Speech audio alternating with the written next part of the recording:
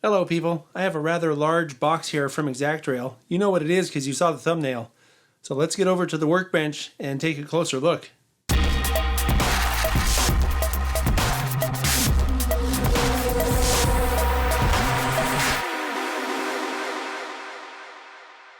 Alright, we're at the workbench now, and I had such an amazing response last time from the review of the packaging on the last ExactRail models that we took a look at. I figured I'd do a whole unboxing this time. So here's the box that it came in, and we're going to open this up and see what's inside.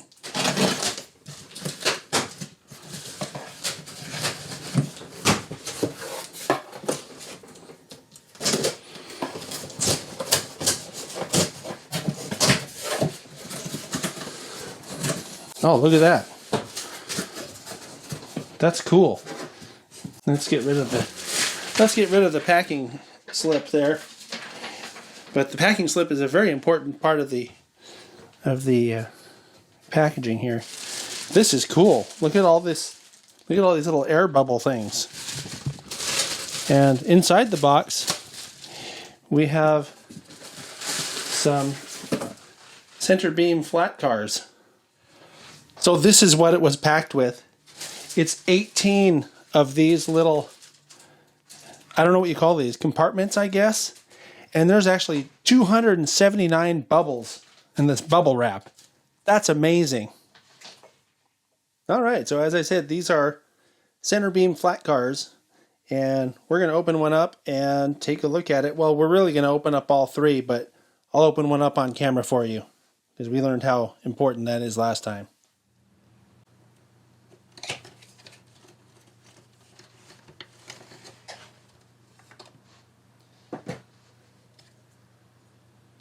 I'll set that aside. But look at this. There's a top plastic piece of what looks like a two-piece cradle. Boy, we've never seen this before. Oh, wow. Some plastic film and the bottom piece of a two-piece cradle. Holy moly. And then there's a little piece of foam up in there. That's awesome. Wow. Doesn't get any better than that. Okay, all kidding aside, folks. This little card came out of the box as I was opening it, and it shows you that you're supposed to handle the car from the base of the body and not the center divider. It's important because that center divider is fragile. All right, so here's what we're looking at. These are 63-foot opera window center beam Flatcars from ExactRail. These models are in ExactRail's Platinum series. They come in 6 different road names with at least 2, and in some cases as many as 12 different road numbers, and each one is accurate detail-wise based on the prototypes. All of them feature 010 etched brass center partitions, and the COTS and ACI placards are separate as well. At the time of this recording, they're selling for $54.99. The minimum radius recommended for these cars is 22 inches.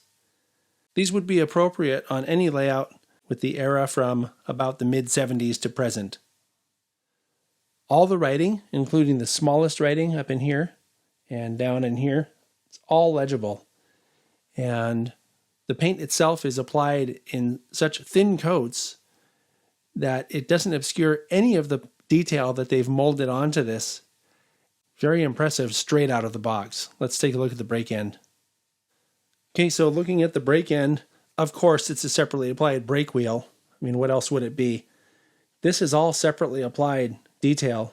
The ladders, this little grab that goes all the way across, the stirrup looks like a separately applied wire piece. It has a cut lever that is so delicate and thin looking as to be to scale. I mean, this is a very impressive look. Also, this is a Kadee 58 knuckle coupler right here. Comes with it. And you'll see when we look at the bottom, the draft box and everything underneath is equally impressive as everything else on the model that we've looked at so far.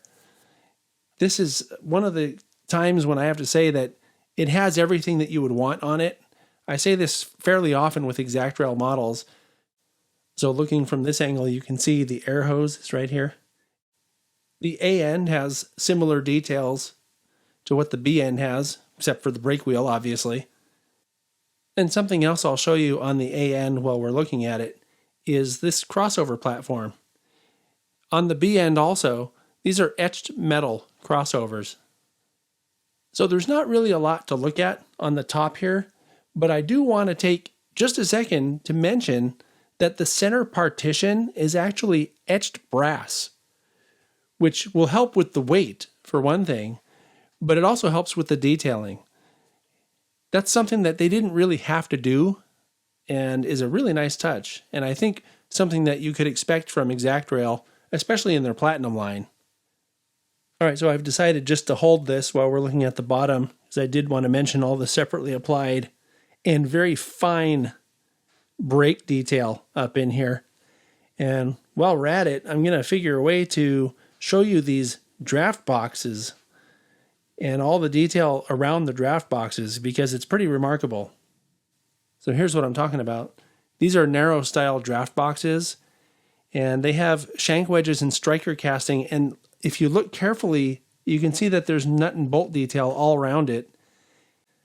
And then if you look at it, these are ASF 100-ton ride control trucks, and those are 36-inch blackened CNC metal wheels. Something else I want to mention while we're looking at it is look at these little tie downs. They actually come off of the body. It's kind of hard to see when you're looking at it straight on, but looking at it from down here this way, you can see that they're raised off of the edge or off of the side of the car. That's pretty cool. This darker colored one is lettered for Northwestern Oklahoma. It's an ex-Western Pacific center beam, and it has all the same features that we looked at on the Burlington Northern one. On the ends, it has the same stuff going on with your separately applied brake wheel, etched metal crossover, separately applied ladder detail, cut lever, air hoses, Kadee 58s. I'm kind of curious, other than adding a load to this or weathering it, what could you possibly do to this model to make it better?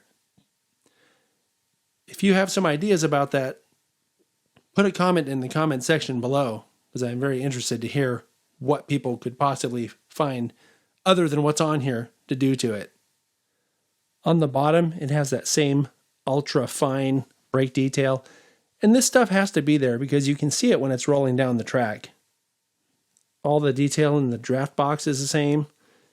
All the nut and bolt detail. Very well done.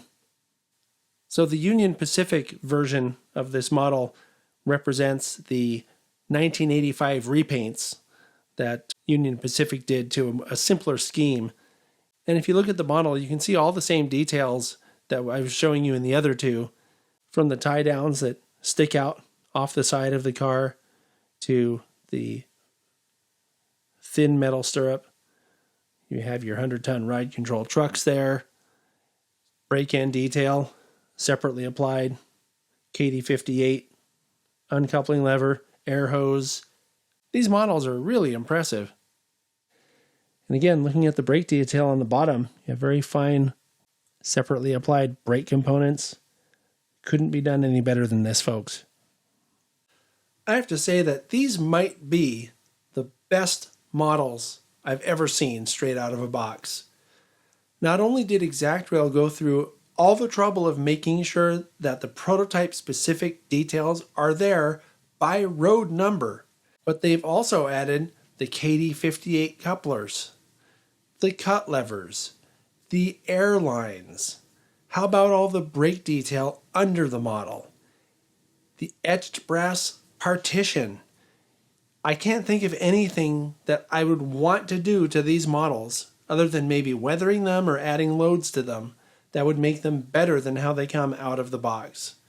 So when you think about it, because I think that $55 is kind of expensive for a car like this, but like I said during our last spotlight of ExactRail models, if you went through all the trouble to add all that detail yourself, not only would you have to be buying all those detail parts, but the amount of time that it would take to add all that stuff would make it worth the $55 to just buy it as it is. That's not to say that if you enjoy super detailing, like if that's your thing in model railroading, then by all means you should have a less detailed model, maybe something that costs less, and super detail it yourself if that's what you get your enjoyment from. But if you want a super detailed model straight out of the box that doesn't have anything that you need to do to it, this is a great way to go. And don't forget about how well packaged they were. All that bubble wrap was simply amazing. I'll see you next time.